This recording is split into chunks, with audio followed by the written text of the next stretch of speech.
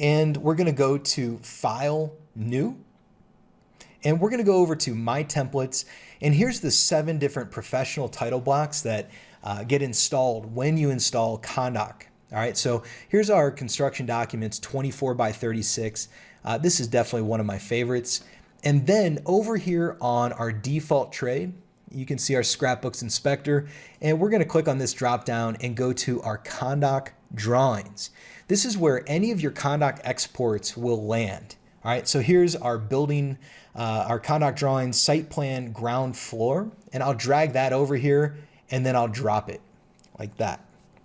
All right, and then I'm going to stretch this out and let's see what we've got here. So we've got our auto render on, and we'll see kind of all of our topography lines render in here once we kind of capture the entire site. There it is. Perfect. All right, so this doesn't quite fit 2 on a page, but that's okay. We'll just add another page and we'll drag in the other one. And let's zoom in a little bit and take a look. So you can see that like this one is our ground floor. We've got like the roof outline dashed, and we've got all of our topography lines happening here like that. All right, so you can see those nice flowing topography lines. I'll click the plus sign, add a page, and then over here on my ConDoc drawing scrapbook, I can go to the next page, and then I'll drag and drop in my site plan that has the roof plan on it. All right, so then we'll kind of stretch that out, let it render, and then we'll see all of our topography lines appear on this site plan as well. There they are.